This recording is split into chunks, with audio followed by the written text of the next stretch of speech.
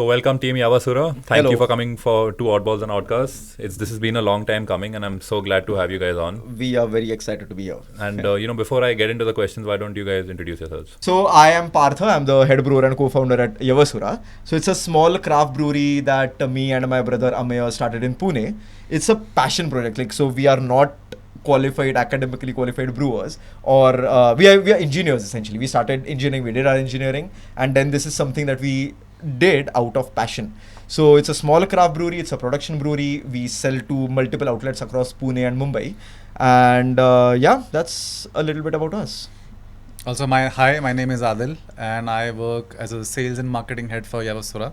Essentially, speaking about me, I'm not from a sales background, I'm from a social media background, but here I am doing sales for Yavasura and I'm enjoying it. So that's something about us. Okay. Yeah. So this has been you told me that it's almost been 10 years since you decided you wanted to start it. So can you just tell me how it all began? Sure. Because you don't have a background in brewing or in hotel management or anything that way. No. So I am a printing engineer, if you ask me. That's what I did. I did my engineering, and after I got done with my engineering, it was the same year when my brother came back from the US. He was there doing his masters, which is where he discovered the world of beers. It's not restricted to the commercial beers that we get. It's way bigger. It's way more exciting than the kind of beers that we've used to, grown up drinking.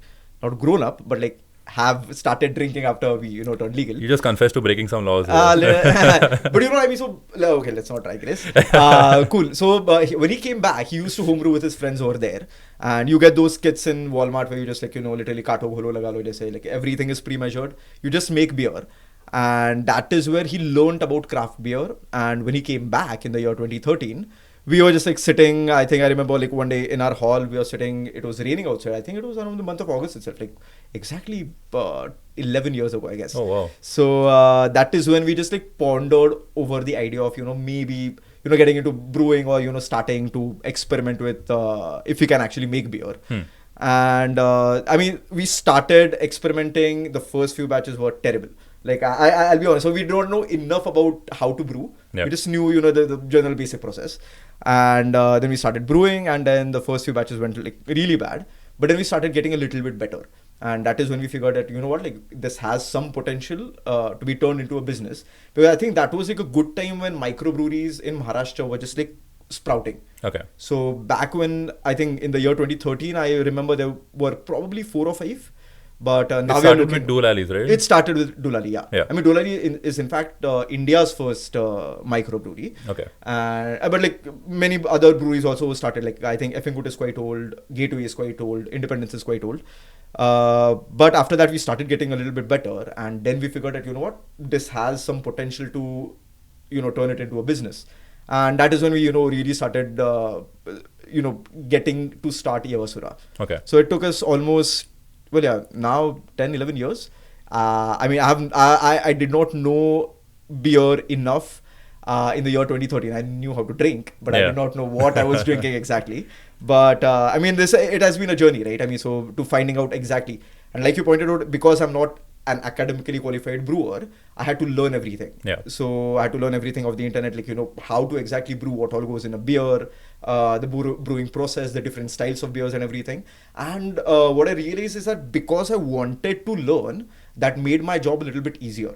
Instead of, if I was probably doing a course or taking a course or something like that, I would have had to learn just to clear the exam. Yeah. Here I was doing it because I wanted to do it. There was a passion. So Yavasura is still a bootstrapped passion project, or a passion, brewery that we like to call it. So you went into it with basically a clean slate. You had no idea how you want your beer to taste, what you want people to feel. You were just I want to start something. Absolutely. And what inspired this? Was it some beer you had where you said, okay, I want something of my own, or what led to it? So the thing is, I guess it was a little bit more organic than, when we started experimenting by making beer at home.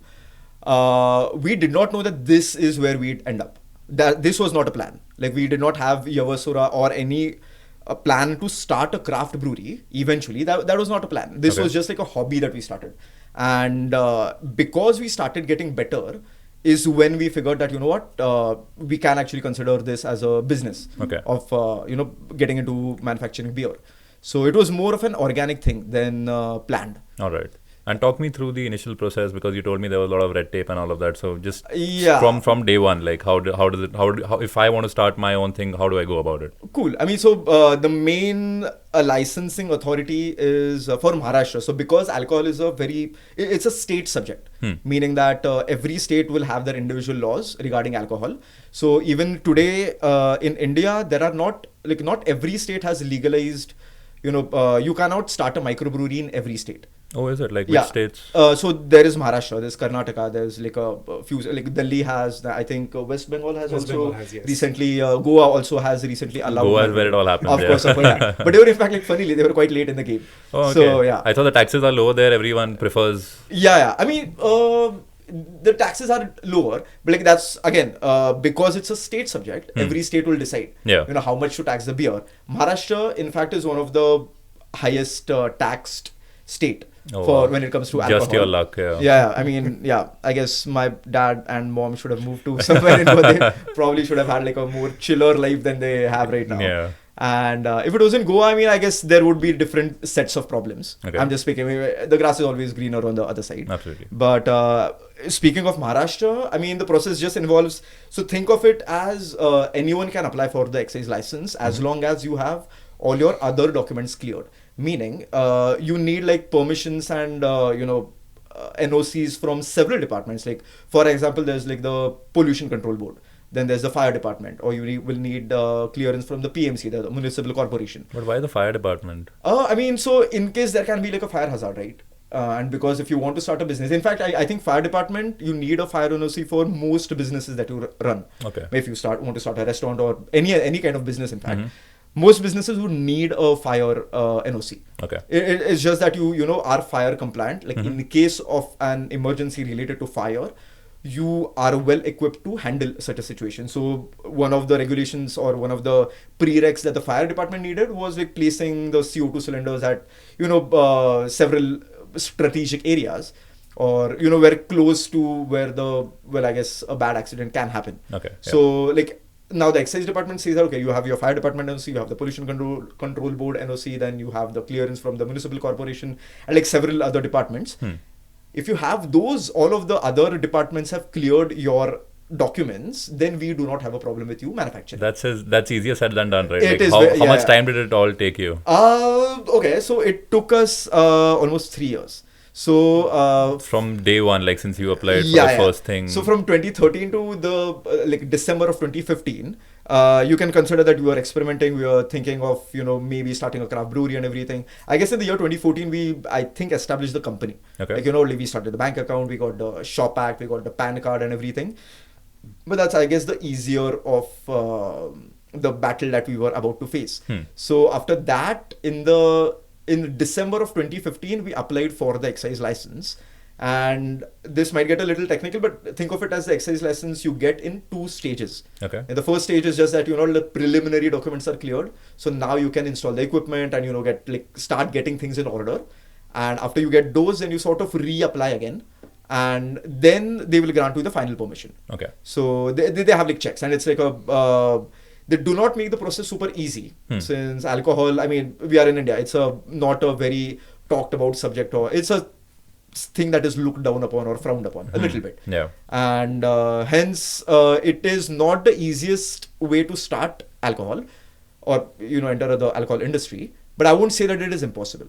Okay. It is possible, of course. There were times during the process when we figured that, why are we doing this to ourselves? This is probably not worth it. Yeah. Because we spent 3 years in getting the license. So we applied in December 2015 and we got it in December 2018. Okay. So we could start selling in December 2018, and now it's been we did get 2019 entirely. Okay. But 2020 COVID happened, and then we lost. And if you remember, lockdowns used to happen in summers. Yeah. And that's when my have beer, most sale usually happens.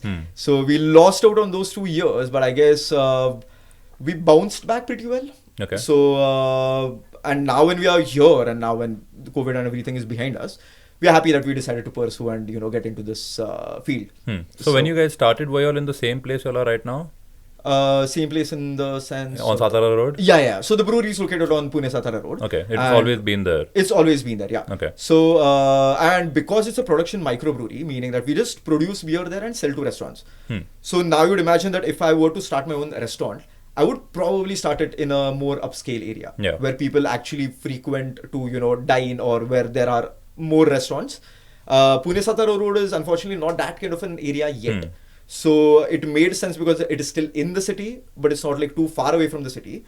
And we can still, manage to have our dispatches and, send out beer in a much more easy manner. Okay. But if it were up to us, if you were starting a restaurant or a tap room or a brew pub of our own, I would have probably looked for a place in, I guess, Baner or Koregaon Park or Kalyani Nagar or, some place which is already has like a good number of restaurants. Yeah. And coming to the taproom thing, you said that there might be something in the future and all that. Where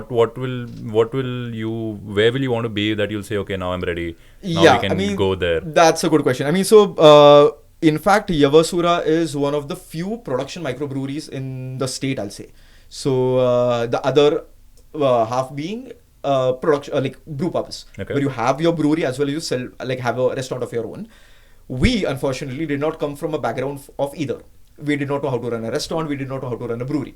So when we were starting out, we decided it's better to just take one giant at a time, deal with it, and then maybe look for the go behind starting a restaurant. And of course, starting a restaurant was not like a thing that we wanted to do. We wanted to start a brewery. So that was like something that we figured out, let's first start a brewery. Let's get the hang of it. And then when the time comes, we will, essentially start a restaurant. That's like the natural way to go, right? Eventually, I do want to see my beer in cans. I do want to see my beer or have my own outlet where I can serve beer directly to the consumer. One of the drawbacks of being a production brewery is that I am never able to communicate directly with my consumer. Since my client is a restaurant, and then I deal with them and they sell my beer ahead. So it is only at events or, when we sell beer in growlers or something, or if someone reaches out to us on Instagram, is when we are actually able to talk to our end consumer. Because otherwise we don't have that avenue.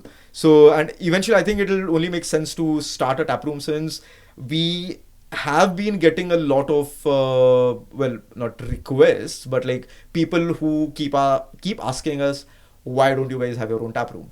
And we now, I guess, because we have reached that stage where we figure that the brewery we have got the hang of it. Now we know how to run a brewery.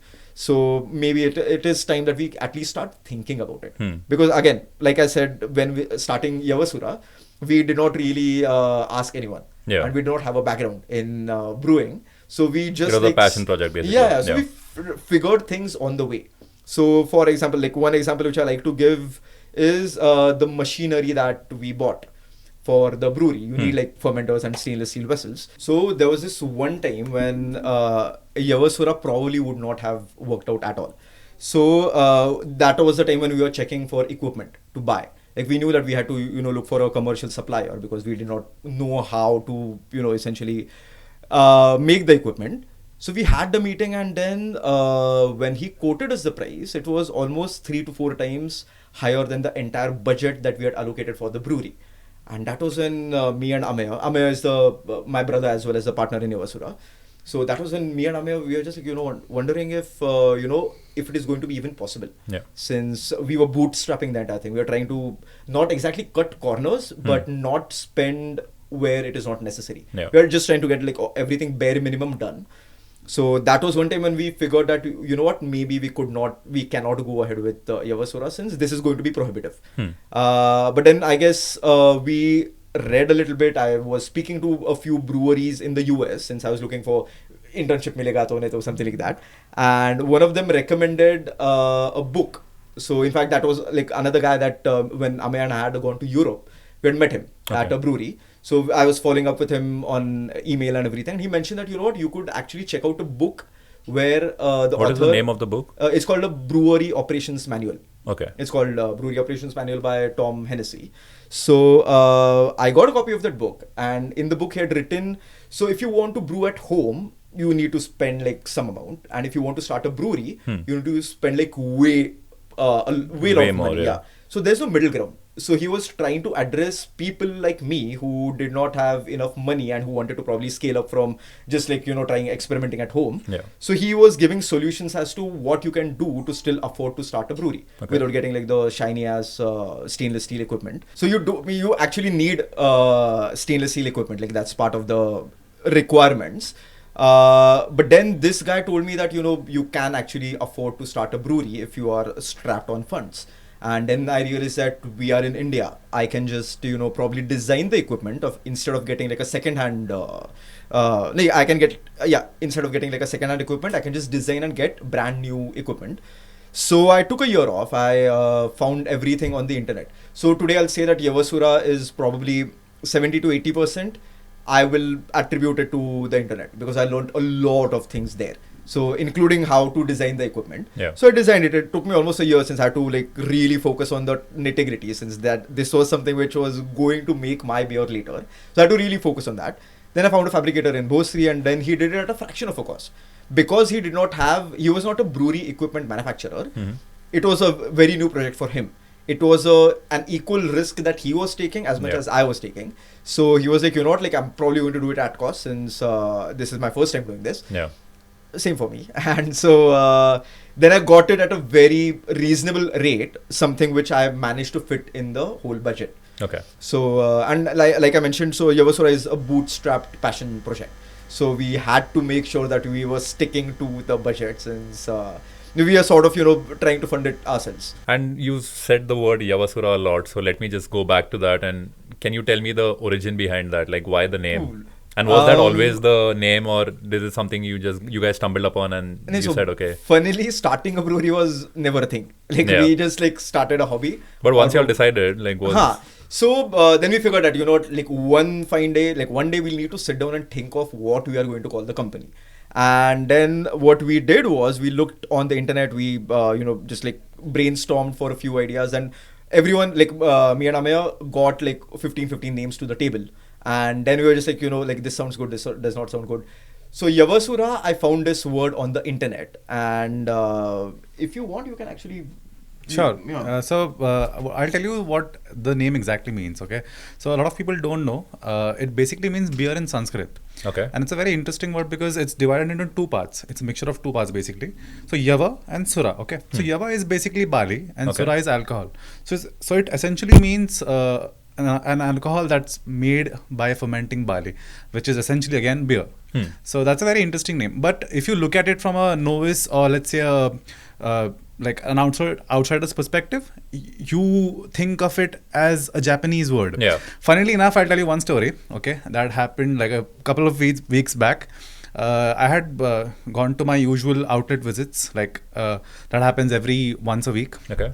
I visited the outlet, and the servers, the managers are good friends of mine. So they keep telling me all these interesting bits and pieces, what have happened at their restaurant. So this one captain comes up to me and says, what happened the other day? So a group of 4 people had come down to drink beers, and they were interested in drinking Yavasura. So this one friend tells the other friend that, this beer is imported from Japan, and they're selling it like exclusively here. So you won't find the Basil Peppercorn Wit anywhere else, which is very funny, but it's also very interesting because that's a word that sticks with you. Yeah. And you might not know the meaning, but then again, when you hear about that word again, you'll be like, "Acha, haan, yahan Yavasura milta na? Okay, I'll drink Yavasura again." So and that's a good marketing thing for you also, right? You can say it has flavors of Japan or something. Absolutely, that you can just put that twist. Because people are confusing it with Japan. Yeah. I'm not complaining. You're not complaining. If it was some other country, you would probably complain. Probably. But Japan is always a good comparison. Absolutely. And go ahead. Yeah, I mean, so there was this one time when Yavasura, both of us saw it on the list, we were like, this is like a name which has like a very nice ring to it. Because it does, right? I mean, so it sounds like, complete. But then, when we used to tell people about it, before starting the brewery, there were many instances when people used to ask us the name again in under 5 minutes. Which led us to wonder, if it is not going to be memorable enough, then do you really want to go ahead with it? Yeah. Even though it is sounding good, maybe let's just go with a shorter name or something like that. But then we just decided to stick to it. Although we do sometimes get quotes for like Vayasura. or Yavasura or something like that, we let that slide. Because Yeah. I mean, the drinker now knows Yavasura as a craft beer brand. So yeah, it doesn't matter what they call it, as Now- long now- as they now- are giving you orders and we they are are- having it. Yeah, that's all that matters. absolutely. Yeah. Now we are happy that we stuck to it. Yeah, that's good, and it is a good sound, unique sounding name, because I discovered you guys at the Brew Out, which I Okay. want to talk to you about as well, and that's where I saw, okay, this name is standing out. I've not really heard of them before, and then when I came, as I told you, I was just around there. Yeah, I was yeah. at Palomas or I was there. At the That's all stall. I was doing. So that's where I, discovered. I think I had 5 or 6 different beers of yours and loved all of them. Oh, and we perfect, just thanks. had the Basil Peppercorn right now, We just had it, which yeah. everybody loved. So Yeah. just tell That- me, what is the story behind it? Like, Oh. why is everyone liking it, and how have you manufactured it, and how have you come to the perfect recipe? Cool. Yeah. I mean, so in fact, Basil Peppercorn Witbier has an interesting story, which the beer was born basically because my dad got pissed off because I am into gardening also. So at one point I had like What don't you do? You dance, you've rapped, you're an engineer. I mean, You're I into like gardening? to. It's not like I'm great at everything I do. I want to try many things. So Okay. I mean, at one point that was the phase when I was into gardening. Yeah. I still am a little bit, but like not as much as I was back then. So I was maintaining a herb garden. So I had like rosemary, I had like sage, I had like thyme, I had like mint, and of course basil. And basil is a plant which, for me, at one point it was growing everywhere, meaning that every single pot had like a small basil plant growing, and this pissed off my dad to the extent that he was like, pluck out all the plants which are unnecessary. Yeah. Otherwise, I'm going to do that. So, and I'm like, like that, like growing into new plants, I want to, expand and everything. But that was when I realized that I could probably try using that as an ingredient in a beer. So then I figured that's the best way to go about it, right? I mean, so you can add anything edible to beer. Maybe it may not taste the best, but you Yeah. can try. And that is what I did. So I added a lot of basil, and then the black peppercorns was just an ingredient to complement the basil flavor. Okay. And there was a small, you can say like a competition, you can say. It's like a small 15-20 people beer enthusiasts who are trying out like different beers. And I took it to them, and it turned out to be a hit. And this was before, like, when we were in the process of starting Yavasura. Okay. And then because it turned out to be such a hit, I figured, this is one beer which I need to be, which needs to be on my portfolio. Like, I need this all the time. Yeah. So Basil Peppercorn Wit beer is Yavasura's champion beer. It is the most selling beer from the Yavasura's portfolio. And it is a unique beer, meaning that you have tried a Belgian wit beer. You may have heard of like many breweries in Pune and internationally, globally, they make a Belgian wit beer. Yeah. So Belgian wit beer is a style, it's a wheat beer style where you add oranges and coriander seeds. Yeah, I feel those are like too citrusy, and this is Exactly, like yeah. perfect. Like, you don't feel anything is overpowering. Absolutely. Yeah. And so funny, like, I used to make a Belgian wit beer also. And this beer it's a very Yavasura beer. What I mean to say is, I may be going out on a stretch while saying this, but like there probably is not a brewery around the world which is making a Basil Peppercorn Wit, because Okay. it is such a homegrown style that I sort of made it, I tried it, I invented it, and I'm glad it turned out to be a hit. So like personally, if you ask me, I've had so much of it that now I will very rarely have it. Because I've like binged drinking Yeah. on it, yeah. It's become So- like a staple diet for you now, so you're kind of bored of it. Yeah. Yeah, I mean, so now the good part is that when I revisit the beer, it feels as good as I had it on the first day. Okay. So if I have it like so regularly that I'd get bored of it. So there was this one time when I essentially stopped having it because I had it so much. Yeah. But now if I go back to have it, then I have like a good time every time. So that's my champion beer. And then we also used to make a Belgian wheat beer. At Okay. one point we had like 2 wheat beers. But we stopped making it. It was called a street dog named Wit. Yeah. That name And really caught my eye. I wanted to speak to you about it, but Yeah. I came here and I realized that you we stopped discontinued it. making Yeah. it. I mean, so there was a story. So what we like to do is we like to have a story behind a beer.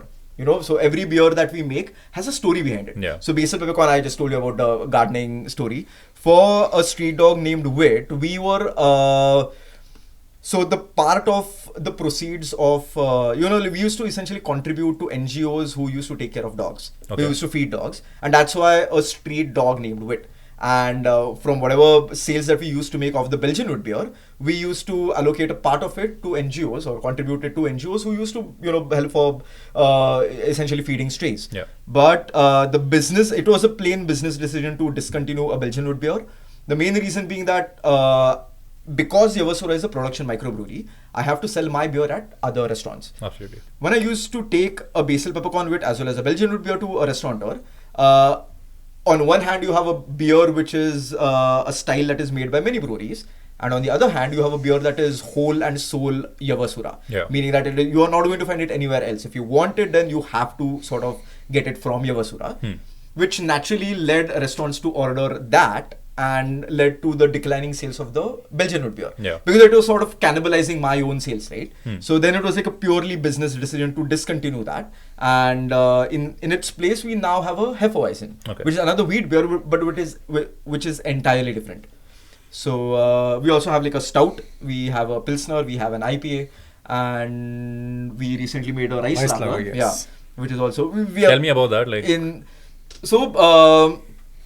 So rice lager is a beer that I had it at quite a few breweries in Mumbai as well as in Pune.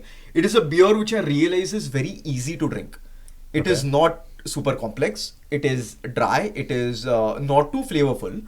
And it is a sessionable beer that you can, just like have a session with. Like if you want to have like 4 pints, 5 pints, 7 pints or whatever, you can binge drink it. And so this was a beer that we have been trying on a small scale, and we've managed to nail the recipe now. And in fact, as we speak, the first ever main batch of the rice lager is getting fermenting right now as we speak. So how long is it going to be?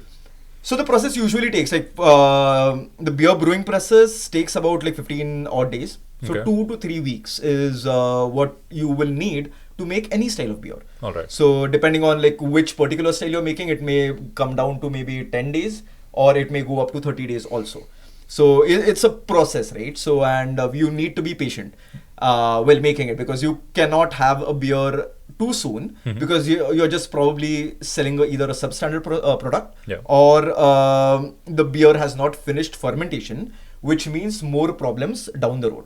So you just need to be patient with the beer. So I just as a thumb rule, I keep all my beers for 15 days. So maybe expected by the end of by the start of next week actually. And is it going to be on sale right away, or is it? It is. So we are on the side. Aadil is talking to other restaurateurs to push the product, because we have made a small batch. We have a sample to give to restaurateurs. Okay. If they want to keep it. And I think the response has been pretty phenomenal. Oh, by the way, the name is interesting as well. Absolutely. It's called Days Like This. So just tell me, when you're going to restaurants and approaching them for, putting your brand with them, what is the sales pitch like? So the sales pitch is very simple, so to say, right? Because a lot of restaurants where they serve beers, they already know that they want to serve craft beers, because they already, of course, as you might already know, every other restaurant has Kingfisher, Budweiser and the likes. And so to stand out from that particular group of restaurants, some restaurants would like to keep a kegerator wherein they would only want to keep craft beers. So restaurants like these are very easy to pitch to, because they already want something which is unique, which is fresh, and which makes them stand out from the normal, a normal restaurant, so to say. And so for them, when they hear about Yavasura, they hear about the story and they hear about everything that we stand for, I think they can relate to that very well, because at some point even they started like a bootstrap restaurant, small restaurant, and then eventually it grew up to be a restaurant that it is now. So that's how I begin my pitch with. And then the quality of beer that we have is incredibly amazing. So that takes main picture. I try to make sure that is the main focus here. And as Partha mentioned, Basil Peppercorn is one of our star beers. So when they hear that, they're like, okay, what is this? This sounds very interesting. This sounds something very new. Can you get that for us? Then essentially when you go there for a tasting, they taste the beers, they love it. Because until now, wherever I have been to, to pitch our beers to the restaurant, everybody has loved it. So I think beers do the talking. We just pay Aadil to carry the beer from the brewery to the restaurant. Exactly. No. He does a great job at, That's all I essentially do. So, but the beers are the highlight of the pitch, basically. And then names such as Basil Peppercorn, Creme Noir, Days Like This, the Bombay Boheme, and so such interesting names catch the attention. Like, what is this? Tell me, tell me more. And what is the deal you guys have with the restaurants? Like, do they buy a bulk amount first, or do you guys market your brand while being there? Like, how does it work? So, as you might already know, there are two ways in which you can sell beers. First is obviously the bottled beers. Yeah. The other one is the tap beers, which essentially comes in kegs. Now, a keg can be 5 liters, 10 liters, 20 liters, 50 liters, depends. Yeah. According to what a brewery wants, to sell that particular amount in. But essentially what happens is we sell a big keg of 20 liters to the restaurant. They have like a whole setup wherein there's a CO2, there's a tap, and you have a coupler which goes in that particular keg, and that's how you pour the beer inside the glass essentially. So that's how it is. Okay. Yeah. So that's how we supply the restaurant, all our restaurants, the beers that we pour. Okay. So when you go to a restaurant, when you ask for a craft beer or a draft beer, you will see like a bartender maybe pouring a beer from a tap. Yeah. What you don't see is there's a fridge sitting below which houses the kegs. Okay. So that's where the kegs go in. What you just see are the taps which are coming out, and then you pour the beer. So and one thing I've not noticed, I've been in the UK for a couple of years and I'm here. So here when you're being served, say for example, a normal or Yavasura beer, they are giving it to you in their own glass. But there, like if you're buying a Foster's, for example, they have their own glass. Yeah. If you're buying a Guinness, they have their own glass. So is that something you guys think might help in terms of marketing? Yeah, absolutely. Because I don't think anyone does that here. Yeah. Like they have the generic Kingfisher glasses that they're serving, and they're serving everything in that. Yeah. From our end, what we try to do is, so we do have Yavasura glassware, but we cannot have that much control where we can ensure that every single Yavasura glass gets served in every single Yavasura beer gets served in a Yavasura glass. Okay. So we do our regular checks, but like sometimes if they run out of glass or if there's like a high demand and we have just given them like 12 glasses and they need like 14, then they will probably end up serving you a beer in some other brewery's glass. Yeah. We try to do that, since that's the easiest way of marketing, right? Yeah, exactly. Or just like letting your brand be visible in a restaurant. So we have our ways. Like some restaurants do not want other breweries or any other alcohol suppliers to give any of the material. Okay. They would want a non-branded glassware, or you're not allowed to put signages. There are some restaurants which are, you can go all out, have 10 cards, have coasters, have signages, or have everything that you want. And sometimes it depends from restaurant to restaurant. Yeah. They have their own individual policies. And but we try to make sure that a Yavasura is served in a Yavasura glass, but I know for a fact that we are not I cannot be 100% sure that it happens all the time. Can you talk to me about the process of making craft beer? Yeah, like you also told me like a lot of people prefer craft beer now these days. Yeah. So can you also explain why? Absolutely. Yeah. I mean, so now the main point of contention will be commercial beer as well as craft, versus craft beer.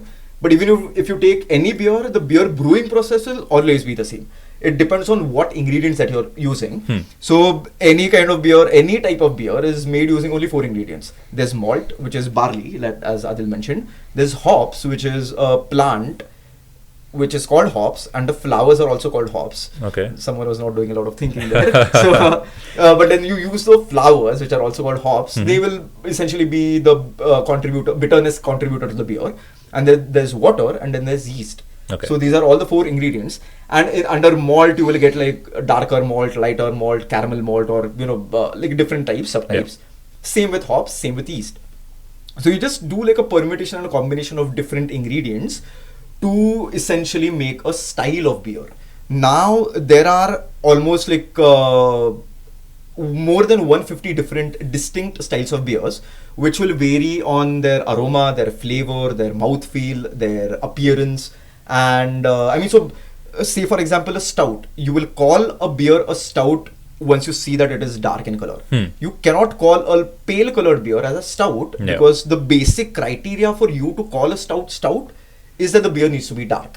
So like you get my point, right? Yeah, so for wheat beer, you need to add wheat to the beer to call it a wheat beer. Yeah. So there are like general guidelines that are there that you generally adhere to. There is no organization who is going to come and inspect. Yeah. But you can treat them as guidelines. You know what? If I have to make a Hefeweizen, then I need a little bit of banana flavor in the beer. But interestingly, the banana flavor actually comes from the yeast. Okay. So there is no bananas added to the Hefeweizen or any Hefeweizen. Yeah, because when you're having a Hefeweizen, you don't get that banana taste. Yeah. Even though So you've been it's there telling in the me that, aroma. Yeah. that's what I've learned today. Like Yeah, I didn't yeah. even know it exists in. So there are Hefeweizen. so many things that beer contribute. I mean, so you will be surprised that hops will contribute flavors like tropical fruits, flowery, minty, herbal, spicy, woody, earthy. Like and even when I say tropical fruits, you can expect guava, pineapple, lychee. Like many. Yeah, So yeah. the spectrum is so wide that you do not need to venture out of these 4 ingredients to really get that flavor in a beer. Okay. So even for yeast, it is capable of some yeast, like the yeast that is particularly used for Hefeweizen, it is capable to throw out flavors that are banana flavors, essentially. Let's call it that. So because the yeast does it, then you don't need to go out in the market to buy bananas. The yeast is capable of doing that. Yeah. Why do you want to, essentially go that? So even for stout, the stout is when you're having a dark beer, it is you are going to get like flavors of dark chocolate as well as coffee, which come from the malt. You don't need to add dark chocolate. You don't need to add coffee. So like you can play around with the ingredients and make sort of any beer style. Yeah. I mean, that's how I ended up making the Basil Peppercorn Wit, right? So I just decided, okay, there's Basil. But Basil is one of those flavors which cannot be contributed by any of the ingredients. Or even the peppercorns, in fact, yeast can. But the strain, anyway, let's not get too technical there. But like I said, so the beer brewing process essentially involves you start with malt. You crush it, you add it to water, which is like on the hotter side, like say, for example, 65 to 70 degrees Celsius. You keep it in contact with the mixture, you keep it for an hour. What is happening is the sugar, the starches in the malt are getting converted to sugar. You are going to need those sugars later on. So now the sugars are going to get dissolved in the water and they need an hour to do that. So after that, you just need to separate the grains from the water. Then you take the water, you will need to boil it. And then the third ingredient goes in, which is the hops. Yeah. And hops will essentially contribute to bitterness. They will impart some antimicrobial, antibacterial properties to the beer. And of course, contribute flavor. And that's where the third ingredient goes in. So you boil for an hour. And then what you're essentially doing is killing off any other microbes that may be present in the beer. Because the fourth ingredient, yeast, needs to be the dominant microorganism. So yeast is a type of fungus. Yeah. So essentially when you're fermenting, you're letting yeast eat the sugars that you got from malt before, and the yeast eats the sugars and converts them to alcohol and CO2. Okay. And that's like a very natural process which is happening. So even when you're making a beer, you are not adding extra alcohol. You are not adding any sugar. You are not adding any flavor. The ingredients are doing that job for you. Okay. You just need to make sure that you're giving the yeast a good, sweet, sterile product for it to feast on. And then you get beer. So that's like essentially, so there's like a saying which goes like, brewers don't make beer, yeast makes beer. Brewers just make the sweet, sugary water. Yeah. I mean, that's literally what I do also. And So is the process the same for all types of beers? All types even of the beers, darker ones and stuff? Absolutely. What might change is the duration. Okay. So, for example, a Pilsner is supposed to be very clear. Okay, can you just say explain what a Pilsner is? So Pilsner is again a style of beer. So how an IPA is a style of beer, how a Hefeweizen is a style of beer, Pilsner is a style of beer. Okay. And usually Pilsners are like one of the criteria for you to call a beer a Pilsner is that it should be very clear. Okay. So compare it to any London Pilsner, for example. So when you pour it in a glass, you can probably see through it. Yeah. But that won't be the case if you are having a stout or if you are having a Hefeweizen, because the beer is very cloudy. Yeah. So for a beer like a Pilsner, you might need to keep it for an extra period of time for it to fall clear, meaning that be as clear as it is. Okay. Because when the yeast is fermenting, this might get technical, you might want No, to go edit ahead. this out. No. I So would when love the to yeast keep it is in, yeah. fermenting, it is, imagine literally it is moving through the entire beer. And yeast, after a point, you won't be able to see through. So, and same happens with the Pilsner also. So at one point, the Pilsner is as muddy as a Hefeweizen is. Okay. But then you just spend extra time on the Pilsner to let it settle, so that all the yeast settles down, and then you get a more clearer product. Okay. And as against a Hefeweizen, which is like you can say a faster fermenting beer, which can get ready in probably 12 days to 14 days or something like that. So that you don't need to worry about the cloudiness in the beer, because in fact the cloudiness is a necessity in that style. Because the style, when you're going through the style guidelines, for the appearance, the beer needs to be cloudy. You don't want a very clear Hefeweizen. Okay. So you won't find a very clear Hefeweizen. If it is a very clear Hefeweizen, you might as well call it a Kristallweizen, which is another style of beer. Okay. So like, you can play with these styles and play with ingredients and in event styles if you want. And when I said 150, these are 150 globally recognized. Yeah. If you go to a tiny town in Europe, you're going to probably find a style which is probably unheard of in the US or in Australia or in India. Yeah. So there are still styles which are so locally made, like the local alcohols that we have in our own country. So like these are very homegrown local alcohol. Like such beer in European towns, you can find a beer style which is also made locally, and they have just experimented with the style. They like to drink it and they're just making it. It may not be like a globally recognized style. But in terms of the Indian market, what do you think is like the preference of people? Because in Germany, it's preferred, they prefer like darker beers and all Correct, that. correct. It So, happens the same thing in Ireland. Witbiers. So I mean, so Indians, they do enjoy a lot of wheat beers. I mean, partly for the reason being that for the longest time we were not exposed to craft beers. I also did not know that there was a world beyond the cans and yellow, the bottles, the yellow colored clear liquid that I used to call beer at one time. But I mean, so the world of beer is so big and very interesting also. So Indians are exposed very late to this.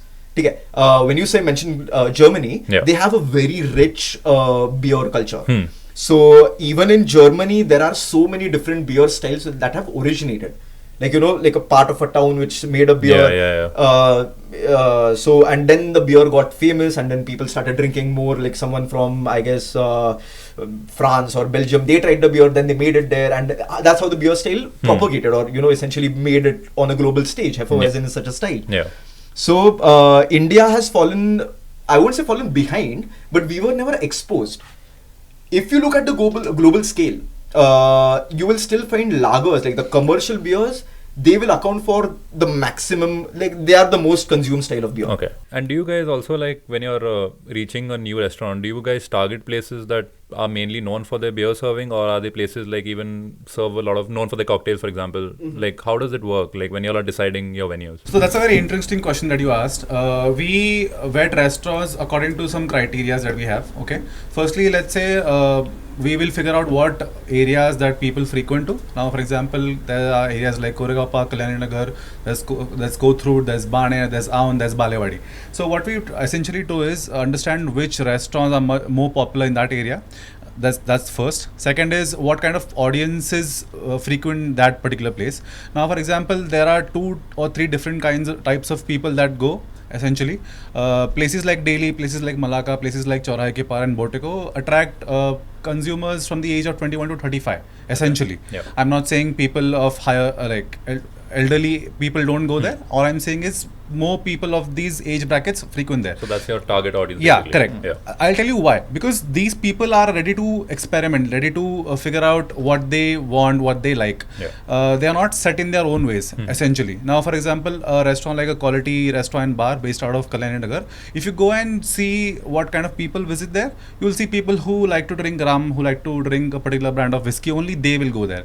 They aren't open to trying new things. Even if you go and suggest something new, they'll be like, no, let me get my old monk, I'm happy with that.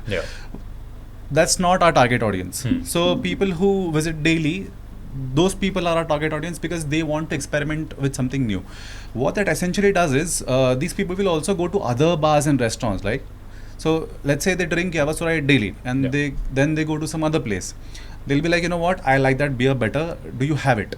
And what that essentially does for us as a brand is, when a restaurant hears about us, they'll be like, okay, we don't have it here, but tell me more about that brand. And so they will start researching about us, and then eventually what has happened a lot of times is, Partha will tell you because he gets calls, can you pour at our restaurants as well? And then that call gets forwarded to me, and then I go there, I pitch Yavasura to them, and that's how they start pouring. So it's a very, it's a circle that goes on. So what restaurants you pick is very important for your brand, for your sales, and for the overall brand awareness that it has among people. So I think there are a lot of criterias, but this 2-3 things are very important while choosing a restaurant. So and that's what we do. I think the exclusivity factor also helps you, right? Correct. Because if people want Yavasura, they'll go to a certain place. And even the places y'all are serving at will know that. That there are people that are coming here maybe for the Yavasura. So that adds to their sales as well. So in a way, it's benefiting, I think, both parties. Both parties, absolutely. Yeah, and have y'all, like, you've told me that there are people you've even turned down. So I mean, so there are times when you can just tell that your beer is not going to sell there. I mean, if you look at it, starting a new restaurant or starting your brand at a new restaurant has its own costs. And if you are very sure that you're going to recover that cost, maybe 4 months down the line, 6 months down the line, then I actually take the call to, just like go for it. But if I don't see a restaurant, like a promising restaurant, which is probably not going to do more than 20 liters a month, then I will be inclined to say no, because the costs are going to be quite prohibitive for me to start selling there. But like there are cases when I decide the brand which is approaching me, if they want to keep a Yavasura there, and I see like Aadil mentioned, I see the type of audience which is going there. I actually also check the restaurant's history. Whether they're good with payments or, if they generally have a good reputation. And anyone would like to associate themselves with a brand which is already known to be good, right? So, but even like I guess we are pouring at newer bars, like bars which have also started alongside us. And we enjoy pouring there also. It's a risk that they are taking, it's a risk that we are taking also. But it also depends on the kind of people that we're dealing with. That's one thing when we, at Yavasura, we try to maintain that culture where we look for talent more than their qualification. Because I, for one, am not a brewer, and I cannot go out calling people, or even Aadil. He enjoys doing sales, but he has not learned sales. No, I don't belong to the sales. So, and I guess for a guy who can go and talk very openly to people, that's one thing which I noticed about Aadil, is that he's free to talk. I feel very comfortable, and he seems very approachable to talk. And you want such a kind of person on your team, because you don't want a shy person to be a salesman. Exactly. So, and he did not come across as shy. And he, in fact, in the first meeting when we met, we also openly discussed that Aadil mentioned that I have never done sales. And I'm like, I'm still fine. I had never brewed beer before. But I still tried at my hand at it. And now I can. So we can work together, we can see if you can actually do it. And he's performing, so I don't have any reason to, check his qualification. Exactly. And then decide. So that's something which we also sort of incorporate across the entire brewery's culture. Like you don't need to have any sort of qualification or a prior experience. We like to, and skills can be learned, right? So that's something that we believe in also. So then we vet where we are serving at. We vet if we want Yavasura to be seen in this restaurant, or if we don't want the brand to be seen in the particular restaurant, we say no. And in fact, the first few, I guess the couple of years when we started, the good part is we had to never approach a restaurant ourselves. The good part is that restaurants tried our beer and then they came to us. So our job to sell our beer became easy. So Aadil, in fact, he joined like 9 months later when we realized we cannot rely on that. Like restaurants approaching us. You need someone. Exactly. We need to also go out there and start doing that. So I think in the first couple of years, we were dealing with this issue that, not issue, but like a good thing which was happening was they were coming to us. Like we want to keep your product. Which is like always a great thing to know, since how often do consumers come to you saying that we want to keep your product? Usually it's the other way around, right? Which still happens, by the way. Which still happens, It still does happen. But we don't rely on it now. Correct. Because we cannot afford to. Otherwise, I won't be able to pay you. So we try to do both things. So that's the way we try to run things. And so I'd also like to point out that that has always been the way that we have done business for Yavasura, meaning that we have never consulted anyone else. How did you do this? How did you do that? We try to find our own way. If it works, it works. And if it does not, then we just like go back, readjust, recalibrate, and then probably take a different route. But like we like to do that, try to learn on the way, since I guess that teaches you more than if someone else teaches you something. You're going to probably just remember what they taught you. But if you want to learn something about it yourself, you're probably going to see it through and through, and then you know the nitty-gritties of it also. Absolutely. So that's how we like to do things also. So like even when we are doing like any activity at the brewery, we try to do it in the way that we want. So we everyone at the brewery has enough freedom to experiment. They have enough freedom to try out something that they want to do, and it's fine to fail. It's not like success is never like a formula. You have to try and you have to work hard and you have to put in those efforts to essentially be there. And events like the Brew Out also must have helped, right? Like absolutely. So can you tell me how the process was to like register yourselves, and also financially how much it helped you all, and also in terms of eyeballs? Cool. So let's split this answer, I guess. Sure. So Yeah, I let's go mean, for the main reason why we like to do events, we like to be present at events because that is the only time when we actually get to talk to our end consumer. Yeah. Yeah. Because otherwise we are not able to do that. So for events, we try to make it a point to, of course, if they invite us and if they want us to have us there. But that is one of the reasons why we really want to go, since that is the time when we can actually talk to the end consumer, the consumer who's drinking my beer, drinking our beer. So that's the main reason why we actually do events. And yeah, you can probably go through the process. So the other reason why we do events is basically make sure that people are aware about the brand. That also doing events also helps sales numbers, by the way, because let's say you do a 200-liter volume during a 2-day event. That's a lot. Because there are restaurants which do that volume in essentially a month. So we're doing that in 2 days. Yeah. So that also helps us, bump up our sales number. What that essentially also does is make sure that people who don't know about the brand, like yourself, when you came to our stall at the Brewer, you didn't know about what kind of brand we are, what kind of beers we serve. Yeah. So essentially what that also does is helps us talk to you, as Partha mentioned, and tell you more about the brand, tell you more about the beers that we serve, and what are our USPs when it comes to as like the beers that we do as compared to other breweries. Okay, so if you look at our portfolio, the beers that we do, you won't find those beers in other breweries' portfolios. Yeah. And that depends breweries to breweries. Anyway, not the point. But what that does is, let's say you come to our stall, you have a beer, and you're like, okay, I love this. Where can I get this? So I'll tell you, or Partha will tell you, okay, you know what? Where do you stay? You'll be like, I stay in Kothur. So we'll be like, okay, go to so and so restaurants. You'll get so and so beers, and you're like, done. So that also ensures that there are new customers coming into the brand, and then you know how word of mouth works, right? Like if you like the beer, you'll go and tell 2 of your friends.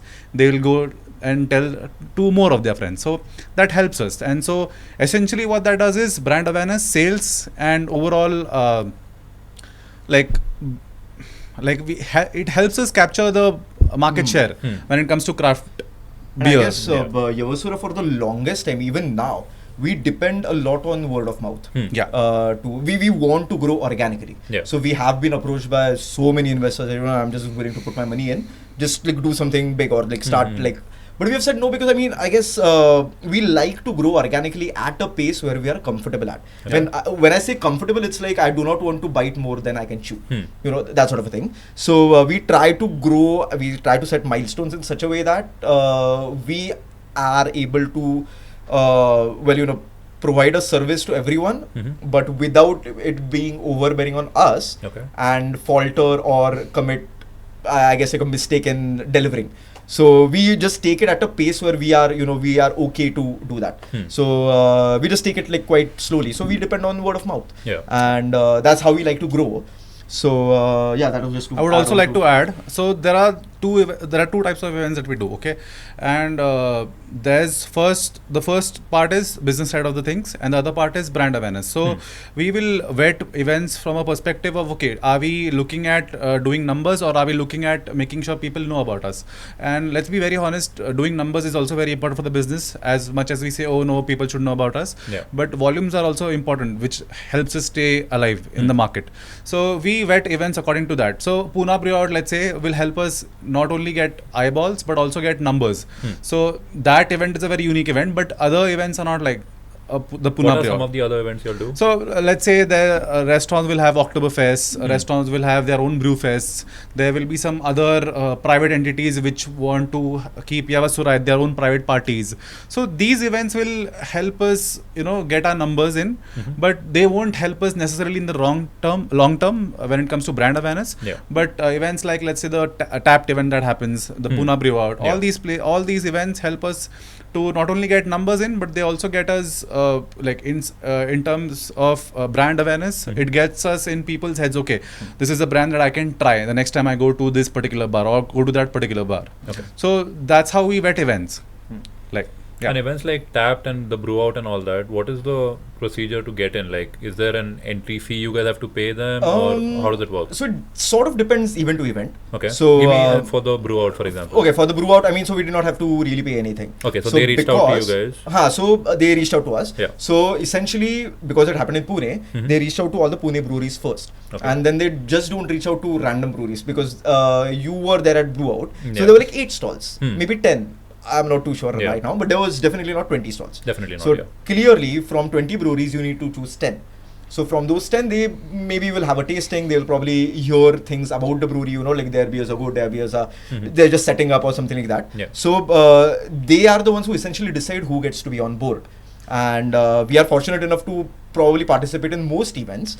And so that's the way, right? And so from the way Brew Out earns from Yavasura is that we give them a cut sort of a thing. Okay. Like for example, if I sell like 3 glasses of beer, you get paid 2 glasses. For 2 glasses, I get paid for 1 glass. For one, okay. Because I'm not paying any rent, I'm not paying anything for, the stall fee or anything like that. So, but it is very specific to events, right? So for another one, Tapped, they just wanted a lump sum amount at the beginning. Okay. And then you can keep whatever you make. Okay. So then it's like heavily dependent on the sales that you make. Since if you sell 0 liters, then you're just paying the lump sum amount and not getting anything. Yeah. So there are such events also. So financially, what made more sense for you? Like paying it upfront or? But to be honest, I would rather go for the paying the lump sum and getting paid for what I make. Okay. The only reason being that it may sound a little bit snobbish, but I have You're always here to promote your brand. I so am. You should be a bit I have snobbish, sort of sold the most beer at multiple events. Meaning, we have sold a lot of beer, more than what other breweries have at events. So it makes sense for me, right? I mean, because I am quite proud of the beer that I make, and I like to hear when people come to me saying that, like you have a good product, because that is what my aim is, right? To give a product that people enjoy drinking. And so if you ask me that question, I'd rather pay a lump sum amount and then keep everything, because I know that I'm probably going to bite off a big chunk of the total beer sales. So, and that is going to help me absolutely. So I'd rather do that, but then I am no one to offer that. It's the event organizers who decide what route to take. Okay. So yeah. But then it also depends on events that we are not sure of. Okay, so we would obviously like this thing that Partha mentioned. We pay a lump sum and then keep the sales proceeds to us. But, let me just interrupt you. Like when you say lump sum, how much is it? Like, can you give me an estimation? Could be around. So now, if you look at it, could be anywhere between 75,000, 1 lakh, depending on the scale of the event. Okay. If it's like a smaller event, then probably 10,000, 15,000 will also do the trick. All right. For the Brew Out or Tapped, if it were some alternate event at that scale, you can expect like somewhere around 75k. Okay. For like as a fee. But the fee is just the fee. Then the storage and all of that you guys have to do. We have to take care of everything else. Okay. They just provide the space. Yeah, so that depends on event to event.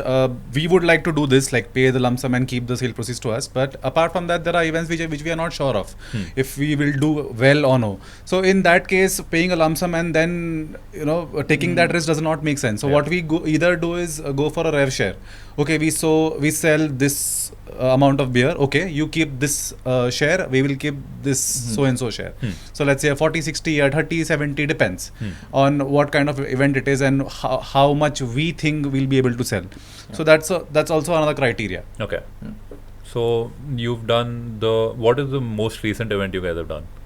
The most recent, I think it was the Pune Brew Out and the thing that happened. Yeah. I guess, yeah. But like Brewfest was like a local event. Brew Out was a larger event. Yeah. Okay. So those were the 2 events that we. And when's the next one? Because I'd love to be part of it. Love to be there. As soon as the authorities reach like a conclusive decision on if you are. Oh yeah, things are still pretty still a little dicey. bit dicey. A little bit dicey. Still dicey. We are hopeful that they are going to get better, because I guess at the end of the day, everyone is suffering. Not just the hospitality industry, the consumer is also, because he cannot also go out as freely as he could at one point. So it's going to get better. Yeah. We are just waiting. But how did it affect your business? Because a lot of places, you guys, I'm not going to name them, but you guys serve to have. Aren't serving alcohol for a while. So it has affected us in the sense that because we are so dependent on other restaurants to sell our beer, if it affects them, it directly affects us. Because if like many places in Koregaon Park, Kalyanagar side were shut. Yeah. Like they were not selling like literally 0 liters. They were not open to sell anything. Yeah. So essentially that meant that I cannot sell there. So it did affect us to a pretty certain degree. It did affect us, Yeah. And now but while like, we are on the topic of finances, like say anyone wants to start their own brewery like you guys have done. okay. How much capital should they have at the start? And would you say that if they don't have that, should, like you said, you didn't want to get investors in? Yeah. So is that a way that everyone should do it, or why do you think that's the way you went? I mean, it depends. I mean, so it depends on why you want to get into this to begin with. If you want to start your own brewery, and if you just want to have that as I just want to start my own brewery, I can just look for investors, I can look for brewers, I can look for every single consultant or anyone who's there. There are so many available, like equipment suppliers and everyone. This is something that we wanted to do, like literally get our hands dirty and do it. So that's why we just wanted to do everything ourselves. If someone wants to start a brewery, like a new entrant to the field, you can probably set everything up in less than 1 CR. Yeah, you can do that because we have done that.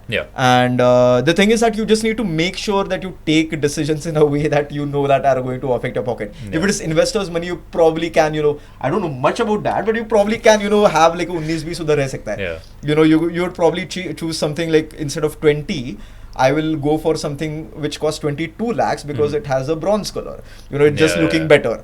We did not have that privilege. We are like, like it has to do the job, but it's okay if it does not look like the best. That sort of a thing. So we have, for some things, we have sort of had to make do with things, but not in a way which will affect the quality. Because that is one thing that I am extremely possessive about. I want my beer to always be consistent, and we actually take those many efforts to make sure that the beer is consistent. Tomorrow, if I go to a restaurant, like for example, let's take the example of Maggi.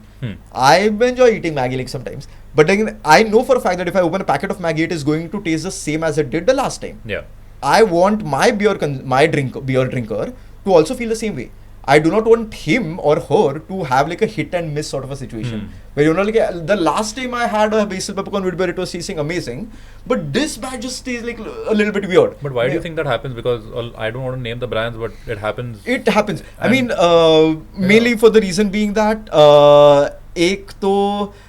maybe to some extent they will not be as careful or as conscious as they are about as I am about my beer. Even I'm not going to name brands. There's some excellent beer brands out there, but my focus is on consistency. Like if you go to a bar tomorrow and decide to have one of my beers, I want you to also have the same experience as you had the last time. Because there's some precursor to it. Like because if you want to go out and have my beer, you probably had it somewhere else before. And then you probably thought of it, and then something reminded you of the brand, and you decided to go out and have it. So consistency will depend mainly on, because you're dealing with a live product here. Malt comes from barley, which is a plant. There are going to be variations there. Hops come from a plant. There are going to be variations there. Yeast is also a living organism. So you just need to make sure that you are in control of those factors that in the end make sure that the product is the same. And you can do that. And of course, I mean, not just because we are able to do that, but like you need to do that also, right? I mean, so that's the whole reason why I'm very conscious. I mean, so there have been times when I have not hit the efficiency numbers. Like for example, you know that 200 kgs of malt is going to give you 800 liters of beer, but the malt for some reason is not as efficient as you would expect, because like I said, live product, it can change. So then I'm willing to adjust my volume. I am not aiming for 800 liters. I'm aiming for a certain quantity of sugars.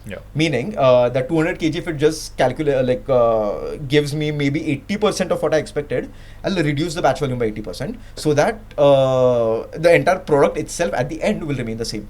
You'll probably need to cut this out because it was a little bit. Not at all. And there must be a lot of wastage as well, right? So how do you all do your best to reduce it? Wastages in the sense of the products you all use. Anything gets spoiled, it does. Stuff like that. I mean, so when it comes to hops, I mean, there are certain ways that you store a product. Like malt, you can need to store it at around 20 degrees Celsius room. This thing on pallets, probably away from mice or something like that. And for hops, you again need to probably store it in the cold room. Did I get the question right? Sorry, I think. No, you did. Yeah. Okay, sorry. Absolutely. Just go ahead. So for yeast, because yeast is an organism, you have to make sure that it is alive. Yeah. Like you cannot have it dead, because if it's dead, it's not going to do really anything except probably harm your beer. So you need to just take care of all the ingredients, right? And we do not buy more than what we are probably going to anticipate using in that month. Okay. So we try to get malt in a way that acha ye mahine mein there are going to be like 4 batches or 7 batches or whatever. We just sort of malt for those many batches. We're not going to overstock. We are also not going to understock. Yeah. So we try to have like that much quantity on hand, and we take enough care to take care of the ingredients also. So in the end, it takes care of my product too. And we have like multiple checks on a brew day. We have like multiple checks. Our brew day sheet is like. I'm actually surprised my brewers have stuck with me for so long, because it's like a very tedious process. I measure like pH at so many points. I measure the temperature at so many points. I measure the volume, gravity, the the volume at so many points, the sugar content at multiple points. And it is right from, I have a log where I can tell you the exact time at which the brewers entered the brewery. Because that is a criteria. Enter brewery floor, you write down the time when you did that. So later on, what I've realized is that these data points have come in handy. Like to maybe modify the process or something. But like I just you just write whether it's necessary or not. We'll probably come to know later. But like just make it a point. And the thing is that there have been so many live examples, and now my brewers are also convinced that data has helped us to make sure that the product is consistent. Because in the end, because they are also very proud of the product that they make, right? Yeah. And if they are proud, they are going to make sure that like if I don't write the pH, or if I don't take the temperature reading, then probably in the end it's going to affect my beer or Yavasura's beer. So they also are now aware. They are more responsible now to make sure that they take the readings, because they know कि बाद में कभी तो इसका use हो सकता है. Yeah. And all this happens at the facility on Satara Road. Yeah. All of it happens. Yeah. What is your capacity in terms of everything? So when it let's go back to the licensing, the state excise thing. So the state excise allows microbreweries to manufacture a maximum of 2 lakh liters a year. 2 lakh liters. Break it down into 12 months. That comes to around 16,500 liters a month. But now beer is a batch process. It's not like you brew today and you'll get beer tomorrow, or you brew today or you get beer today. So there is always going to be an overlap. So 16,500 is just like a number. But you can make only 2 lakh liters a year. And my installed capacity at the breweries right now is 2 lakh liters a year. Do I make that much? No, I don't. I make probably around like 80%, 50 to 80% of that, depending on the season. Like in the monsoons, I don't brew as often, but in the summers, I'm like brewing. It's not just the sun which is making me sweat. Yeah. So, so it depends from season to season. So, so 2 lakh liters is something that they have allowed us to make from a microbrewery. And for every single liter, you need to pay a tax, and because what are the taxes like? Like, can you give me a number? They're exorbitant. Yeah, the taxes. I figured. Maharashtra is one of the most highly taxed state. How much do they take? So now let's say in February the laws changed a little bit. Okay. So let me just walk you through the process which was there before February. So behind every liter of beer, you paid almost 175 to 225% tax. And based on your manufacturing price. So that was the tax that you paid. Can you also give me like examples, like say 100 rupees, how much you're paying? Cool. Like so take for example, if you're making, the beer costs you say 25 rupees. Okay. So then you will pay 175% of those 25 rupees as tax. So essentially you're paying more than what it costs you to make. You're paying the state more than what it costs. But like, I mean, essentially the thing is that because Maharashtra, I mean, they collect a lot of tax, and that is one of the reasons why we are also like one of the, I guess, richer states in the country, or a state which contributes to the country's GDP. I guess. Yeah. So, and we have Maharashtra as a state runs on alcohol. If alcohol were not there, we would not be where Maharashtra is today. How much? Do you have any idea how much percent it contributes to the state? I mean, income? So maybe not percentage, but I can the figures which are like out there. Yeah. Alcohol contributes to almost like maybe 20,000 CR as just like collectibles. meaning like 20,000 crores for Maharashtra comes from alcohol. I don't know how much the rest of the industries do, but like it is a big figure. It's not like something that the government can overlook because it is a contributing factor to any of the development projects or anything that is happening in the state. So so 175%, and then again the law also says that you can make beer up till 8% only. You cannot make a beer above 8%. Okay. So, and the taxes are different, or rather were different till this year's Feb. So if you were making a beer till 5%, you had to pay 175%. If you were making a beer from 5% to 8%, you had to pay 225% tax. So, but that has changed now. It is now like a flat, easier structure to deal with. More taxes to pay, but like easier to deal with. Okay. So the picture has changed very recently. So it's like too soon to tell if the numbers are great or if they are, probably we were better off with the previous numbers. Yeah. But like as of now, we are making it work with that. Yeah. And while we are on the topic of finances, so you said under 1 CR is what initial investment. And then by when did you start becoming profitable? Like, what were your initial goals and stuff like that? I mean, so the thing is that because COVID hit us pretty bad, because we had 1 year to perform, and that was literally the first year for Yavasura. Yeah. Like I mentioned, we started in December 2018. We hardly got any of December of 2018. So 2019 we were serving at quite a few restaurants, but 2020 and 21 were pretty bad. Badly, we got it like pretty badly. So we are not yet profitable.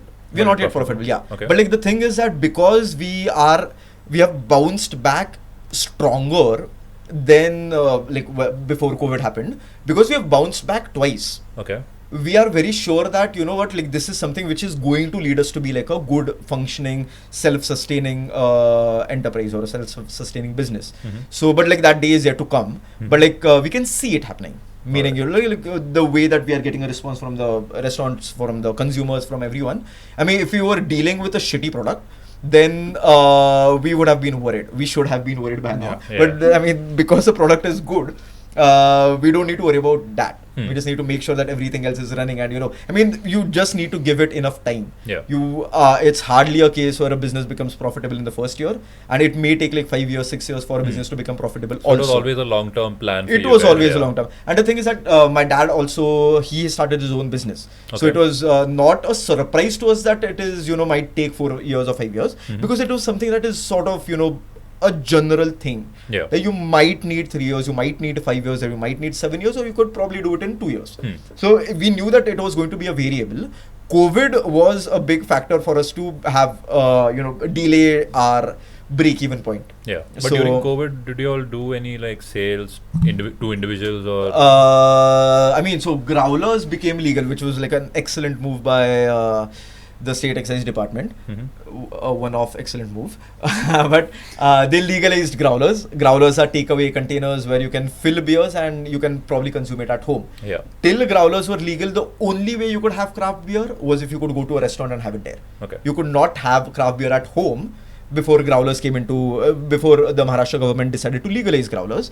So growlers are essentially takeaway containers. Now you can enjoy a craft beer at home, because you can just like buy a growler and have it at home. So that is one thing which happened during COVID, which was like one of the best takeaways from that. Like growlers were eligible. I could finally reach the end consumer. At least the end consumer could have it the beer at home. So that was a good thing which happened. But is home delivery allowed now? Delivery is still not allowed. Not yet allowed. I mean, so it was allowed for a certain period of time during COVID. But like, if you ask me my take on it, in fact, it is probably going to help. Meaning, I guess from the government's perspective, they have not legalized delivery because tomorrow a 16-year-old might just order for beer. I guess that's the main concern. And that is not something which anyone wants. But there are ways to ensure that also. It is very easy to ensure that. You can always ID the person who's receiving it, right? And so with delivery, what you're essentially doing is you're probably reducing the number of drinking and driving experiences. I mean, if you ask me as a person, I would prefer to have a beer at home rather than go out to have it. So, and I'm sure there must be plenty of people like you. And there are other people also. So, I mean, so it depends from preference to preference. There are just going to be days when you do not want to step out, but you want to have craft beer. The avenue needs to be there, right? And as you're saying, the taxes are so much, the government will make more money if there are more Absolutely. sales. It'll benefit everyone. Yeah, and like not having delivery is not ensuring that people are not drinking alcohol. Meaning, if I really want to drink, I can just step out and get beer at home and drink. Yeah. But by allowing deliveries, you probably are just making it easier for the consumer to probably order it at home. ID them, make sure that they are of legal drinking age, make sure that they have the legal drinking permit to consume the beer. Yeah. But those are checks which are possible to implement. Exactly. But like I think it's a thing that they implemented during COVID, which actually got a good response.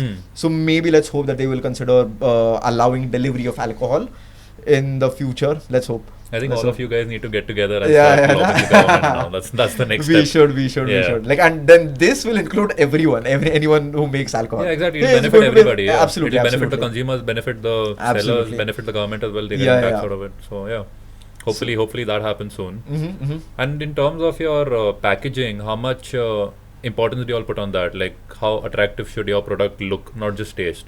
Correct. So the new laws which came in Feb have allowed microbreweries to also can or bottle their beers. Okay. Till the new laws came, the only way that we could sell our beer was in growlers or in kegs. Kegs are something that you will not see at a restaurant because that is not a branding material in any way. You're not going to find it doesn't look beautiful at all. Yeah, so you can't go to the pint 330 ml, 330 ml, 330 ml, 20 liters. You're not going to do that. So it's only at restaurants where you're going to find a keg, which is like not a way that we want to brand or anything. But growlers is something that you can actually brand. Okay. But after Feb, now you can actually have your beer in a can or a pint also, which is like an excellent way to also make sure that a brand is visible because it's going to get more eyeballs. When you go to a wine shop tomorrow, when you go to a beer shop tomorrow, if you see a brand which is looking good, you taste with your eyes first, right? When you're going to pick a product which is probably going to be attractive to your eyes.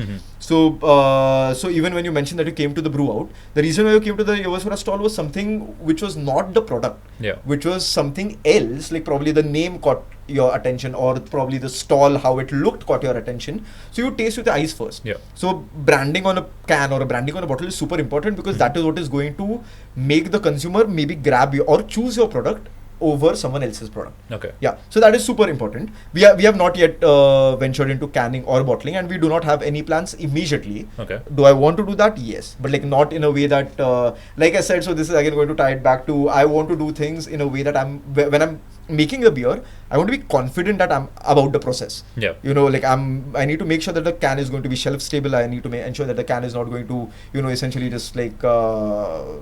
Maybe not the beer quality should not change. So as much as when I ensure that is when you'll see a can of Yavasura on the shelf. I think quality is one of our major concerns right now because we don't know how a can will react, right? Like how the beer new. in the can will react. So we want to make sure that we have it covered and then maybe venture into canning our beer and then see how it goes.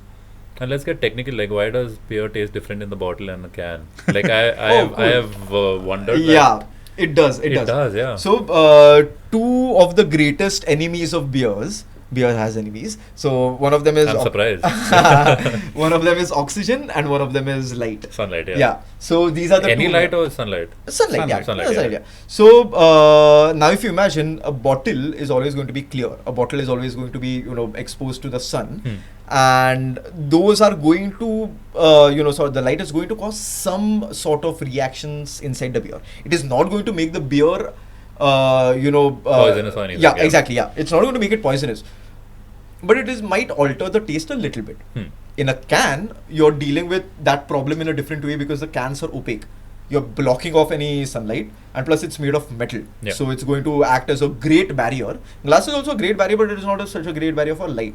So that's one of the main reasons why a beer in a can will taste different than a beer in a bottle. If you ask me, the beer will taste best when consumed on draft, on tap, followed by can, followed by a pint. So even feel a pint tastes better than a can. I don't know. I'm in the minority. That's a personal preference also. But so when you're also choosing a bottle, you may have seen clear bottles, you may have seen green bottles, and you may have seen amber bottles. Now it's very obvious that the clear bottle is the worst one since it's has got nothing to stop sunlight. Yeah. The brown ones, the amber ones, they have at least got like some protection. Mm-hmm. So that is also like a factor. But again, it's a very individual preference, right? Okay. So because I would prefer a beer from that's the preference. Even it's mine, just a very subjective affair. So even, I mean, it also overlaps into the kind of beers that you enjoy drinking too. I, for one, will probably prefer an IPA or a Pilsner to have as a beer style. Okay. But me liking an IPA does not mean, or me not liking a beer does not mean the beer is bad. It just means that maybe I don't like it. So one thing which I like to do is, because there are like so many different styles of beers, now I've come to realize that there is a beer style called New England IPA. New England India Pale Ale. Nepa. Yeah. Can you just explain that? So it's an IPA. It's a hop forward beer. By hop forward, I mean hops play a major role. Remember when I told you like hops can contribute to flavors such as fruity, flowery, and so you just like focus on those flavors to come out in a beer. So any IPA is an IPA which focuses on hops but is not as bitter as a standard IPA or a regular IPA. So New England IPA is just like you have all the hop flavor but not as much bitterness. Now I've tried multiple breweries, any IPAs, and now I've sort of concluded that maybe I do not like this style. So when I'm approaching a consumer, or if a consumer asks me like, you know what, can you help me identify which style of beer I can go for, or I don't like this style, or you know, on those grounds. So what I usually recommend people is that try a particular style from try different renditions of the same style before concluding that you do not like the style. Because if you just try like one style from one brewery and then you say that I do not like this style, you probably did not give the style enough chances. Yeah. So, and secondly, another thing which I recommend a drinker is that don't over analyze your beer. Like 80% of the times, drink, enjoy. It's a beer, you're drinking it for the sake of enjoyment. In the remaining 20%, maybe try to taste it, meaning what kind of aromas that you're getting, what kind of color the beer is, what kind of flavors you're getting from the beer. Just do it 20% of the times, because don't over analyze, because then you don't want to take the fun out of the drinking experience. So even when I'm drinking, like 80% of the times, I just enjoy. I just have a beer, I'm probably doing something else, like a different, I'm gaming, or I'm outside, or I'm, you know, probably reading a book, or like whatever, like any activity. Then I'm not focused on analyzing the beer. But like when I'm really getting, you know, trying to see if I like the style or not, then I really want to find out what the aroma is, what the flavor is, what the mouthfeel is, and everything. So that is also another thing which I recommend to people. And any IPA is a style which I've come to realize that it's not my cup of tea. Not your cup of tea. I'd rather have the bitterness along with the hop flavor, which is what IPA is. Yeah. And off air, we were talking about why stouts are not, I mean, Indian breweries are not doing justice to a stout. So why do you think that's happening? I mean, so for example, so Indians are not used to bitter beers. It takes a little bit. I mean, bitter is not a flavor that is anyone is, you know, actively seeking. If you have something bitter along with something else which you really like, then you are probably okay with the bitterness. So even when you have like the Guinness stout that you mentioned, if you just had a plain black colored bitter liquid, then you will not go for it. Yeah, it doesn't even look that good. Exactly, I mean, so you'll probably go for the mouthfeel, the creamy, soft, silky mouthfeel, or you'll probably go for the dark chocolate or the coffee flavors that come from the beer. And the bitterness is just like there. So you're okay with it. So same is the case with an IPA. So the main reason why people in India do not like IPAs is because they're sort of intimidated by the bitterness. Because many people think that IPAs are all about the bitterness. I want to disagree there, since IPAs are more about the hop flavor, and bitterness is just something which just comes along with it. So if there's enough flavor, then I do not mind the bitterness, and then I actually enjoy drinking an IPA. Like that is my favorite style of beer, since it is so complex, it is so easy drinking at the same time, which is, I guess, contradictory, but it is a pleasure to have an IPA, like a well-made IPA. I mean, that's the story behind Bridge to Utopia, which is the IPA that Yavasura makes. The reason why we call it Bridge to Utopia is that we want people to not be intimidated by IPAs, and Bridge to Utopia has a lot of tropical fruits. No actual fruits are added, but the hops contribute all the fruits. But it is like a fruit bomb. It is bitter also, assertively bitter, I'll say. But like because the hop flavor is so well balanced and it complements the bitterness, I will say it's probably one of the best IPAs in the country, and I'm shamelessly also. Yeah, you should. But I think that's a good thing I think you guys have done with the names of your beers, because it's the places y'all are selling it at are like a lot of exclusive places. They have different cocktails under different names, so this goes in like perfectly. Correct. And sometimes some name might just catch someone's eye. Absolutely, yeah. Like a dog. What was the name of that? A street dog. Street dog named Wit. Yeah, So that name is eye-catching. Very, yeah. So I think that also must be helping. Can I tell a little bit about Bombay Boheme, which is go for it. You can go for all. So give me all the when I mentioned that all my beers have stories behind them. Yeah. Bombay Boheme is my Bohemian Pilsner, which is the Bohemian Pilsner is the name of the style. Bombay Boheme is the name of the beer.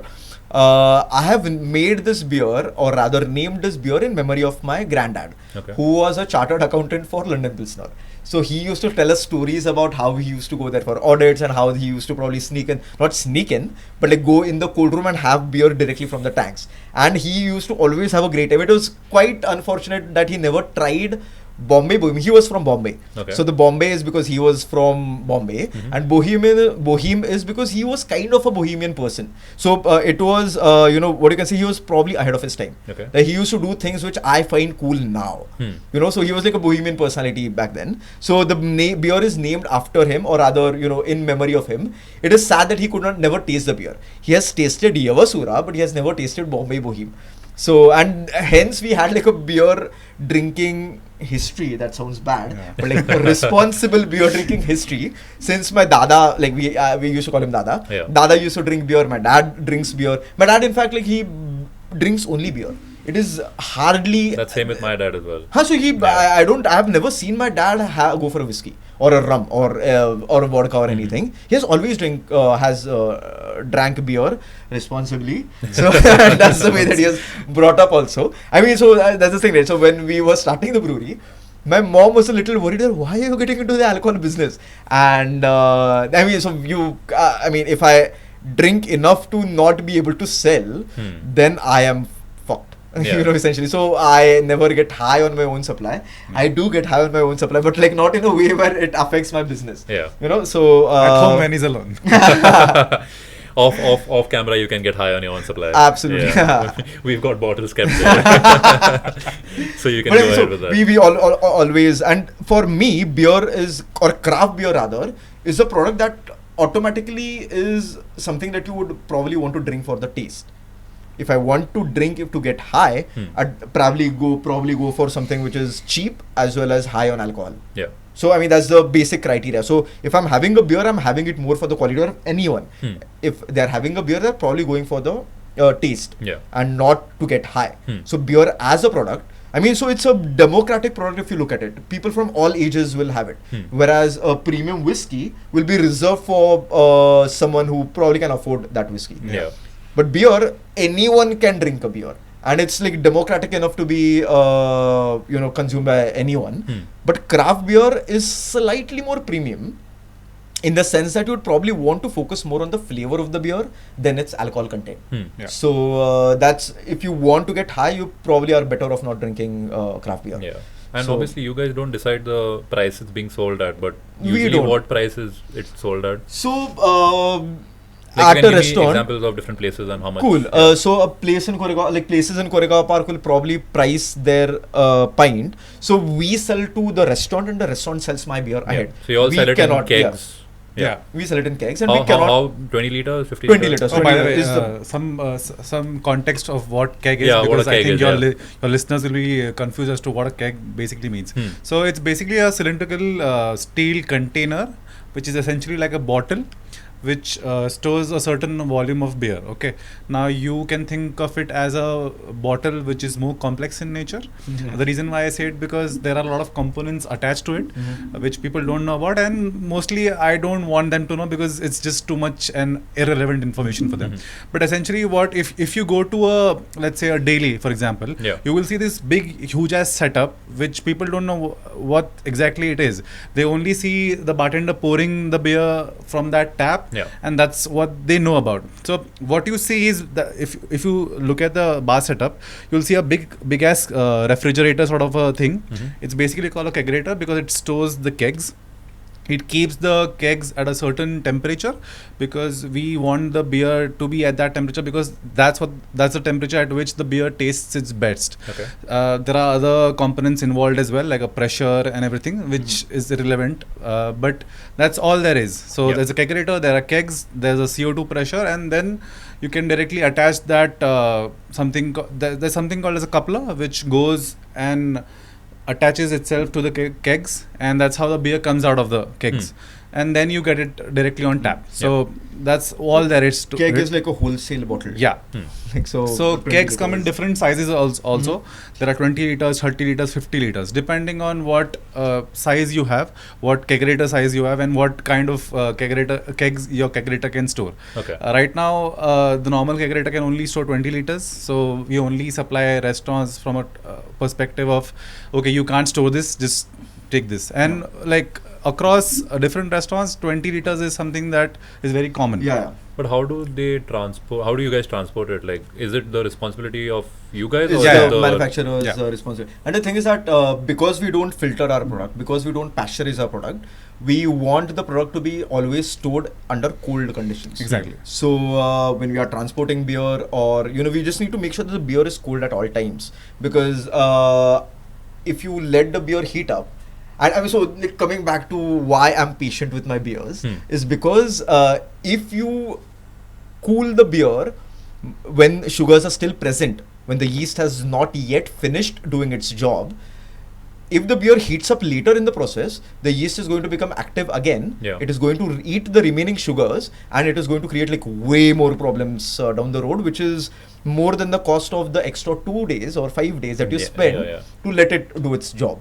So, I mean, so that's why you have to, and because you don't filter and pasteurize, that's why the kegerator also comes in, with the fridge. Yeah. Because you need to keep the beer cold at all times. So that keg works basically like a vacuum, no air is allowed. It's a nothing hermetically in. sealed container. Okay, That's why I mentioned it's basically a bottle, but much more complex than that. Yeah, it's much more complex. Yeah. That's true. And coming back to craft beer, what are the benefits? I mean, not like health benefits, but in terms of, in comparison to like a normal beer, like why do people these days prefer craft beer? Okay, I mean, so including myself. Great to know. So, I mean, so eventually, I am your target audience. There was a point in time when, well, I used to also drink commercial beer, but craft beer is, I mean, so at times when I first had my craft beer, I did not even believe that beer can be like this, or beer can be dark in color, or beer can, have a certain Aroma hop flavor or a certain malty aroma or something like that. And I guess globally, on a global stage, India, because we are born in India, we have not been exposed to craft beer. But like Germany or like any European country or the US, for that matter, they're sort of ahead in the game that the consumers are also aware of craft beer. Now what is happening is, because we have a large audience which can travel, essentially are exposed to the beer trends across the world, they know that craft beer is generally a better product to drink because it is slightly more flavorful. Meaning, like flavorful may come off as a bad term, but there's a lot more going on in the beer than if you look at a commercial beer. It is a stripped down version of craft beer. Meaning, you filter it to such an extent where there's hardly anything remaining. Yeah. You pasteurize it, and I mean, there's not a lot of flavor after you make this. I mean, so after you make the switch from having a commercial beer to a craft beer, when you realize that the beer can be so much better than what we are drinking, then why would you want to go back? Right? So, and I mean, that's one of the reasons why I don't remember the last time I had a commercial beer. Yeah, because it's not as fizzy, it's not as gassy. Exactly, yeah. It's And easy on your body. Plus, you can make a craft lager, meaning that you can still have like enough of the beer. So, I'm not calling lager a bad style. I'm just saying that the way that commercial beer breweries are making their beers, they can be better. Okay. Because I mean, so for them, I guess price is a big factor. For craft breweries, price is of course a factor, but like I mean, not at the cost of the affecting the quality. Yeah. So that's one reason why craft beer is probably catching ground, and you can see that commercial breweries are also slowly entering into the craft beer. They'll have like variants of craft beers. But I guess like eventually what we can see is like craft beers are probably going to be dominant but that's going to take a very long time. So think of it as craft beer came first and then came the commercial beers. Yeah. But because they are commercial and because they have a lot of, I guess, money, they're able to spread their product globally at a much faster rate. And that is when people caught on. Yeah. That's why, so commercial beers are the most selling beer, whereas craft beers are the more appreciated beers. Yeah. Let's For put the it that way. enthusiasts. Yeah. And now a marketing question, like, do you guys want to be associated with an event or like a sport or something that way? Like, is that something down the line? Because you said 21 to 35 is your target audience. Yeah. And like from a personal experience, like that's the age where people are more into sports, more into fitness and stuff like that. So do you guys maybe want to sponsor like a screening or like a league we do or something that way? We Like, have, is that something you all would want to be associated with? So, like a sports sort of although drink? we have done like sort of sponsored like screenings for that matter. Thanks. The brand, I do not see Yavasura as a brand to be like a sports brand. Okay. You know, so as much as we have done it, I do not want to have that angle that Yavasura is a sports brand. All right. Because the kind of people that we want to target to are not sports enthusiasts. They are welcome, of course, to have craft beer. But I have not yet, sort of targeted specifically about, have that sports angle going on. So there's no like sphere specifically you want to target? Not like- really. Sports Okay. is not the sphere that I'm targeting. Okay. So, and the thing is that we try, like both Ameya and I, we try to incorporate our values into the brand. Okay. Meaning that we have sustainability as our core value. Meaning that we try to be as sustainable as possible in our activities. What we don't do is till we do not post about it till we actually do it. Okay. Tomorrow I can just say that I've done this at the brewery and it has saved so much, like my carbon footprint has reduced or something like that. But till we actually have it as a habit or as a practice at the brewery, I'm not going to post about it. But every single step that we we focus on having sustainability as a core value, and we want to connect with like-minded people. Yeah. Like who believe in things that we believe in. We believe in the community. We believe in like good people. Yeah. We want to work with good people. That's why another factor when I said that we vet. Because we want to enjoy working. Yeah. I mean, so the thing is that if you don't really enjoy what you're doing, then you're just probably doing it for some, I guess, money or some other factor. But to get like real happiness from what you're doing, I'm okay with maybe earning $1 less, but actually enjoying what I'm doing because that is paying me more in like not financially, but like in other things. So I want to target those people which I can connect with at a deeper level than like sports. Not that I have anything against sports persons, but like that's not my target audience. Yeah. Like I'm not aiming for Yavasura to be like a football. An ideal following customer, I brand. think, would be someone who appreciates beer and the craft that goes behind it. Yeah. The efforts that we put into making sure the beer is of a certain quality, and they really enjoy that beer. Because at events like the Brew Out, we see a lot of people drinking the beer and we're like, wow, this is so good. And that's the kind of people that we want to associate with ourselves with, basically. So that's our target audience, or that's our ideal customer, basically. And before we end, I really want to talk to you about the tap room, because that's something we spoke off air, then we spoke about it on air. So I know there aren't any immediate plans, but what would it look like? Like, what is an ideal tap room for you? Because as you know, there are so many breweries here. Amazing experience going there. The music's good, the people are good, the decor is good. So if you're designing a tap room, how is it going to look like? I mean, so if you ask me, is there a taproom plan happening? I will say yes, but if you ask me when, I'll say I don't know, because I honestly don't. Yeah. It is something that I really want to do, and maybe to some extent you can say that in a month something is happening, a little progress. But if you ask me, we are nowhere close to having like a launch date or something. Nowhere close. But like, are things slowly brewing? I'll say yes. But well, we are just like, because we take our own sweet time to plan things, I can't tell you when. But I can just tell you that we are thinking. Is that something where you would be open to external investment in a tap room? Depends to what extent. Depends to what extent. So because when we started Yavasura, we did everything the way that we wanted. If there's someone who is okay with having that, we don't want to be told what to do. Yeah. Meaning, not to sound very arrogant, but we do not want a control C, control V model. You know, like if you want to start a restaurant, if you want to start a brew pub, ये सब करो क्योंकि ये हो रहा है मतलब. We probably would want to do something different. And hence, if there is someone out there who would probably put their money and expect us to do the entire show, we are okay. But if they want to have a word, then like, you know, have a say in how things are run, then probably not. Then we'll probably just, you know, wait it out. And there's also this about the area. Like, do you have anything in mind? Yeah. I mean, so I guess like the most happening areas in Pune right now could be Baner, Koregaon Park, Kalyani Nagar. Probably any other Viman Nagar, I guess. And Koregaon Park is also like extending, like beyond West End. Absolutely. Those places are Mundua, like that's opening up now. So I mean, we're looking at these areas because that is what it makes sense. We do not want to be overconfident that we want to develop.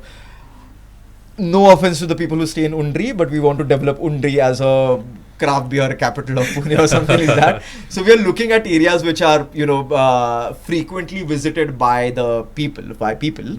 So we are looking. So like I said, it's so early in the game that I cannot even tell you that we are finalists on this area. Utna bhi nahi hua.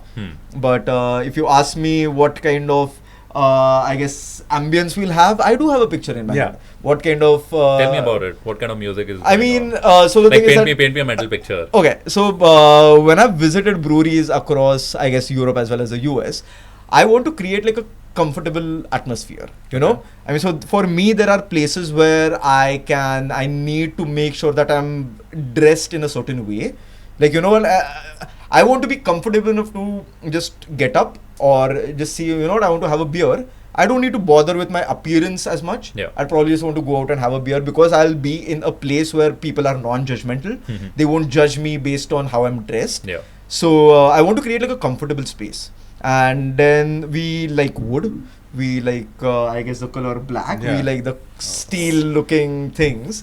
So if you ask me, we want to create a space which is comfortable, which is open, which is non-judgmental, which is I guess accessible to people, and without it being too, you know, haughty, meaning that, you know, to have a barrier at the entrance. Like if you want to come in to have a good beer, you're welcome to do that. And do you all like, there are some places where it's like a transparent sort of kitchen where you can see what's going on inside, and especially people who like these kind of beers, they want to see how it's being done and all that. Is that something you have thought of? Because you're saying like at the brewery, it's going to be at a different place. So here, just like the pouring part or correct. how it's stored, something that way. When we start a taproom, obviously we'd want to have a kitchen also, right? I mean, so we don't want people to just drink and go somewhere else. But like one of the questions that we tend to address. So these are the questions that we think of, you know, when we start a tap room. How should it be? Or, you know, like if we should have like a full menu, we should have like a short menu, we should have what all should we have on the menu or something like that. So a glass kitchen is, I have not thought of it, to be honest. But then what I've thought about is I do not want a very extensive menu. I want those costs to be cheaper for the consumer. By meaning, when I say cost, I mean I do not want to overwhelm the consumer with 24 choices of pizzas. I would probably want him to choose between 7 or 6 or 5 or something like that. Your main selling point is going to be the beer. Absolutely. So you just want something that goes well with the beer. Absolutely. Which will make people stay and just enjoy their beers more. So like that's something I like about Ecoop. They give free popcorn. And that's just a good way to, you know, even get people, and they can just sit. They don't need to really eat too much. They can just call for their drinks. I mean, so these are the things that we are trying to think of also, right? Like not popcorn, but I mean, that's a great way. That's a good example. But like some things that we can offer differently to the consumer, so that, I mean, so when you go to a restaurant, you're probably, along with the product and service, you're going there for the experience. You remember experiences more than, so if you go to a place and you have a great beer but the service was terrible and you did not have like a great time, you're probably not going back. The entire experience becomes bad. You are probably going to remember, the beer was good, but I'll probably, you know, make do with something else. So we want to create an experience when someone comes to the tap room. So we're thinking of things like that. So that's why I said, like, we do not want a control C, control V model. Since we know either that is going to work, maybe that won't work. But we'd rather try doing something that we want to do and we're okay to fail also in case if it does not work. But like that is one thing which we are actually proud of, because we take so long to plan. We sort of venture every single possibility, every single worst outcome, and try to battle that before we start. So that is always going to help us, because hence we take time. We take time to do so many. We are laid back people, man. So. And also, like, can you just give maybe 3 or 5 points of advice to anyone who's trying to emulate you, get into this industry, like the things they should look out for? Okay. Maybe anything that can help them, cool. Not face the challenges you did initially. Yeah, I mean, so a few reasons why I enter or I'm still part of the craft beer industry is, passion was something which I was, after. When I brewed my first batch of beer, I was excited. We used to wake up at 3 a.m. in the morning to brew before going to Dad's factory. So we had to make sure that the beer brewing happened before that. So me and Ameya used to wake up at 3, brew a batch, have breakfast at 8:39, and then go to work. So there was passion there. So if you want to enter this field, be clear on why you're entering. If it's there for passion, then make sure that you're brewing a really good beer. If you're there for money, I mean, you can be there. It's not wrong or anything. At the end of the day, it's a business. At the end of the day, it's a business. So first answer the question why you want to get into this. Secondly, we consider ourselves to be, because India is not like a very craft beer aware market. So when you're entering, make sure that you are also creating enough awareness about the product that you're making. And I guess what else can I say? I mean, so if you want to enter into this thing, I guess make sure you figure out your why first, and then enter. I mean, I do it for passion mainly, so it keeps me going. But any advice from a sales point of view? Figure out what kind of people that you want to target, what kind of restaurant that you want to serve at. Figure out the demographics of the age and likings and disliking factors, because that's one of the many important things. Because then that drives your decisions according to what beers you want to make, how much you want to make, where, like, for example, let's say we are brewing in Pune, right? But if you want to also cater to a restaurant which are based in Nagpur, you need to figure out what you want to do. Like, that's something which is very important. Otherwise, you'll be all over the place, because you will make a good product. You will start your brewery, but if you don't know where you want to do, essentially be present at, you will be going nowhere. You also need to understand your pricing strategy, because there are a lot of beer brands which don't price their beers, and that also gets affected their sales, not from a consumer point of view, but restaurant point of view, because they will not buy your beers at that range, because other beer brands are giving them at a much cheaper price. So you need to understand why you're pricing the way you're pricing. Will it be affordable to the restaurant? Will it be affordable then to the customers ultimately? All those things. And then you also need to focus on your marketing, because the way you market your brand is also very important, because otherwise the consumer won't drink your beers if he can't relate to you. You need to be relatable as well. You need to, and most importantly, being a beer brand, you also need to be fun, right? The reason why Yavasura is such a good place to work at, or a good beer to enjoy, is because we are fun people, essentially, because we believe that something that is done for enjoying, let's say, a good evening with your friends over a beer. So we want your time to be spent that way, and so we want to be relatable to you in that aspect. Okay, aaj we are hanging out. Let's have a glass of Yavasura, or let's have a glass of any beer brand that you want to. But that needs to be very clear. What kind of people you want to be associated with, what kind of vibe you want, because us being from like the Gen Z, we relate more to vibe than anything else. So you need to understand what kind of vibe you want to set, because that will also help you drive your business decisions, essentially. So these are some of the many sales and marketing things that you also need to take care of, apart from figuring out, okay, I want to start this is my passion, I want to do this. So these things are also very important. And he's doing a great job. He deserves a raise. He deserves a raise. I'm telling you that. But I think that's a great way to wrap things up. And before we go, can you tell the camera how to find you guys? What's the best way to, like, say if they're in Koringa Park, which places you guys sell at? Cool. Just, so we sort of have, we are there on Instagram. So under what's your handle? Yavasura. Yavasura. Okay. That's just literally the name. Okay. So you can find us on Instagram, so that you may be able to see where we are pouring, to find out about any of the beers that we are pouring, any events that we are doing. I guess we focus a lot on social media. Okay. So that is the best place to find us. And there we also have a post where you can find all the restaurants where we are pouring at, so that you can make a choice when you're venturing into Based Koregaon on which Park. area, yeah. किधर किधर मिलता है, if you're going to Baner, उधर किधर मिलता है वगैरह. Yeah. So I guess social media is the best way to approach us. Plus, if you happen to have any contact number, Yeah.